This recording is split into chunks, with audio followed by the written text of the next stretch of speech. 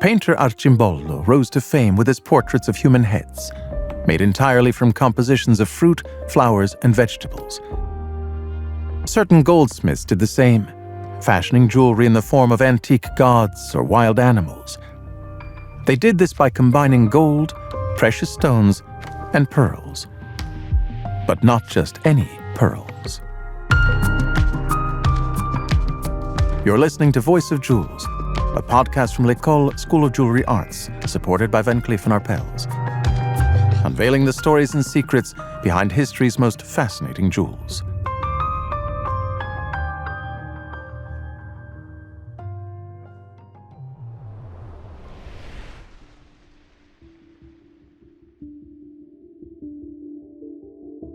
Far from being round and regular, Baroque pearls have strange and unique shapes.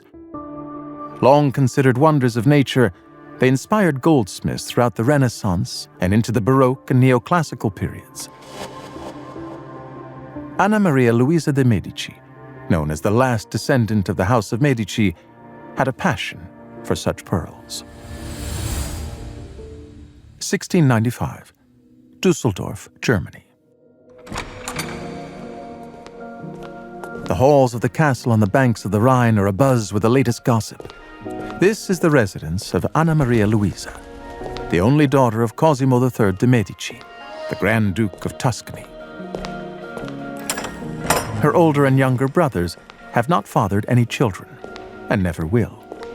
And so, the lineage of this illustrious Italian house rests on her shoulders.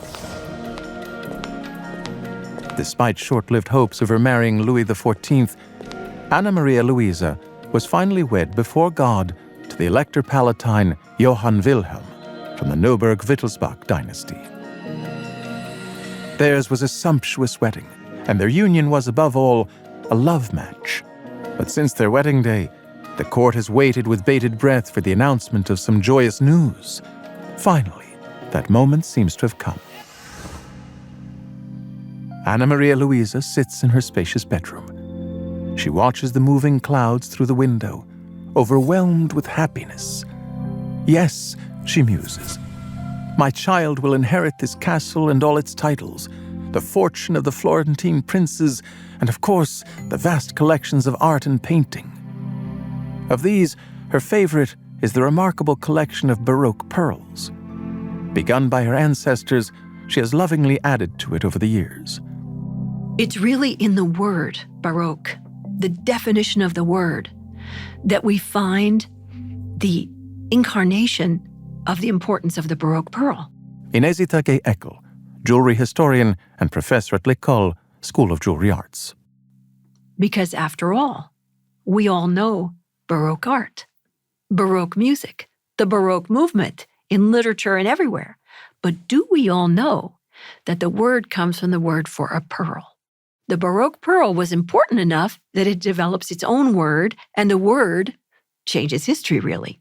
The etymology is a little complicated. It comes from maybe Portuguese, barroco, maybe Spanish, berrueco.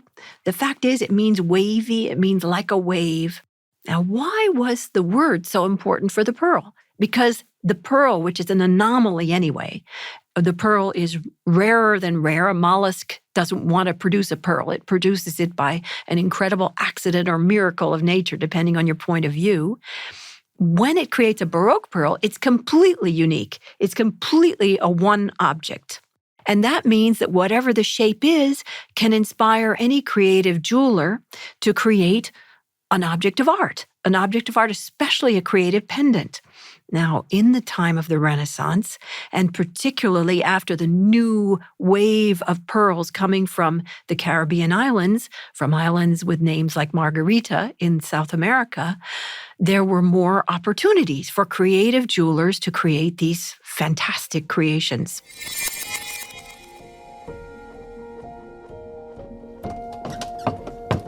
Maria Luisa thinks back to her childhood in the Pitti Palace in Florence. She used to visit the family's art collection in secret.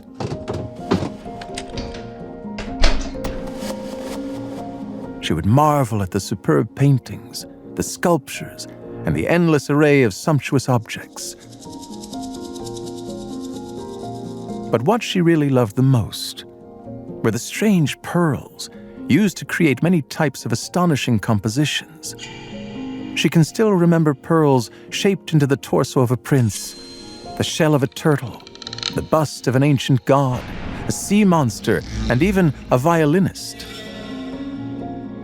There was a 3-lobed pearl in the shape of a mermaid's bust, and another with a crack through it representing the legs of a soldier, right down to a pair of tiny boots. A marvelous medley of figurines, all made from Baroque pearls.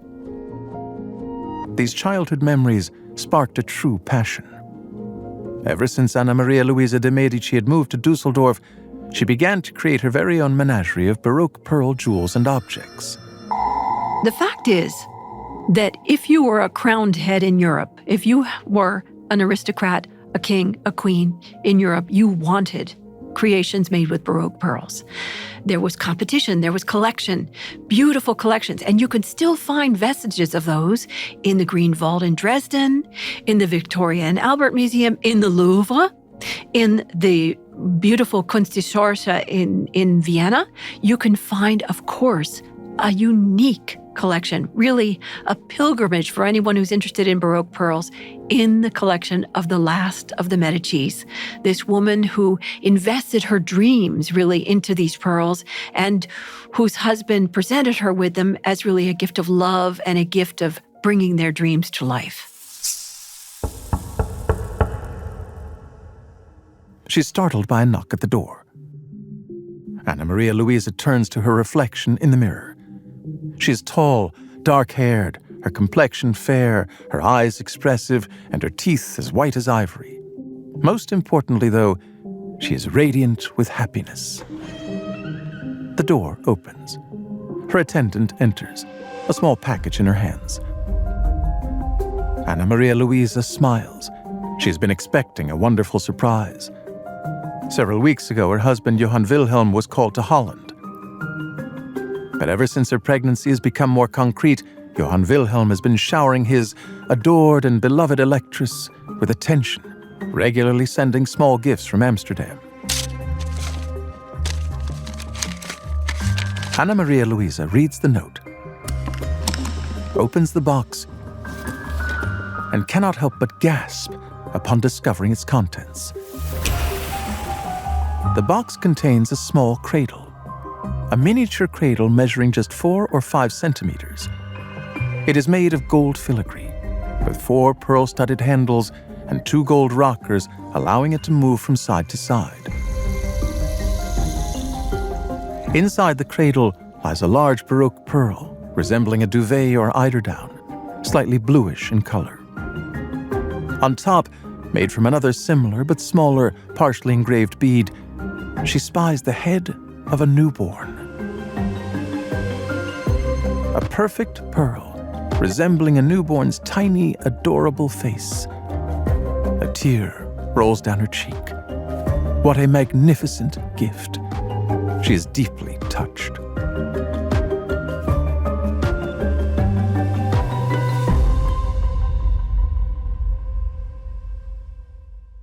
Who made these exquisite gifts that she opened up with such emotion? Where did they come from?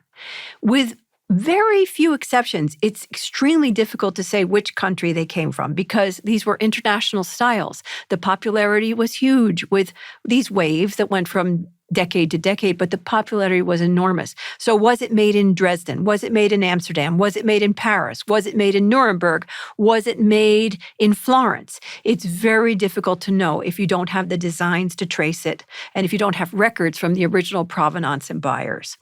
The fact is that the few dozens of objects which have survived in this particular collection are without compare because of the history behind them, because of the provenance, because of the fact that we do know when she acquired them. So we can be sure about these pieces. That makes them even more precious. The story that's around them, everything about them. Maria Luisa gently takes the object in her hands. Slowly, she turns it toward the light. On the back of the cradle, added to the gold thread, she reads an epigraph in Latin. Auguror eveniet. meaning, I predict that this will happen. Perhaps her husband wants to reassure her, or perhaps he sees the cradle as a lucky charm. Whatever the case may be, Anna Maria Luisa is determined not to disappoint him. She gazes at the pearl cradle for a long time. She strokes her stomach, whispering to her unborn child. At last, she places the miniature masterpiece in a prominent position in the cabinet used to showcase her collection of galanteria gioiellate. This is how she likes to call her little pearl objects. Miniature cradles, little tiny miniature cradles, as both devotional objects and as jewels, were known and are very exquisite. You can find examples of them from the 15th century, from the 1400s. They were given, often presented to pregnant women to try to assure fertility, first of all, but also a healthy pregnancy, a healthy baby. What could be more important? Pregnancy was incredibly dangerous in those periods. And the uniqueness of this particular precious object is that it has this Baroque pearl, which looks like a baby, inside this jewel, which was already so important for several hundred years as a symbol of a healthy pregnancy and a healthy baby. Imagine the power it had, because the Baroque pearl already has so much power that the whole art movement is named for it.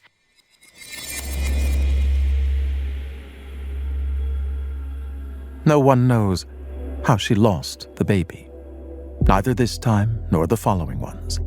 Sadly, Anna Maria Luisa was never able to give the Elector Palatine an heir, no more than she could give one to the Medici family. Despite this, the couple remained close and very much in love. Year after year, they could be seen attending the Frankfurt Fair, where they added to their collection of sumptuous miniatures. In an inventory carried out shortly after the death of the woman who would go down in history as the last of the Medicis, there were no less than 789 miniature objects. This was possibly the largest collection of its kind in Europe at that time. Before she died, Anna Maria Luisa stipulated that this baby, the only one she ever had, this pearl baby in its golden cradle, was to return to the city of her birth. She bequeathed all the artistic wonders amassed over the centuries by the Medici family to the city of Florence, on the sole condition that they remain there forever. The Medici family no longer had any descendants, but their presence would reign eternal in the history of art. 16 years after the death of Anna Maria Luisa, the Uffizi Gallery opened to the public. Today, this little cradle in gold and pearl, with a poignant history, can still be admired in the Pitti Palace. Voice of Jewels, a podcast from L'École School of Jewelry Arts, supported by Cleef Arpels. Written by Martin Quenehen and Aram Kebabdjian. Performed by Edoardo Ballerini and produced by Bababam. With the participation of Inezita Gay-Eckel, jewelry historian and professor at L'École School of Jewelry Arts.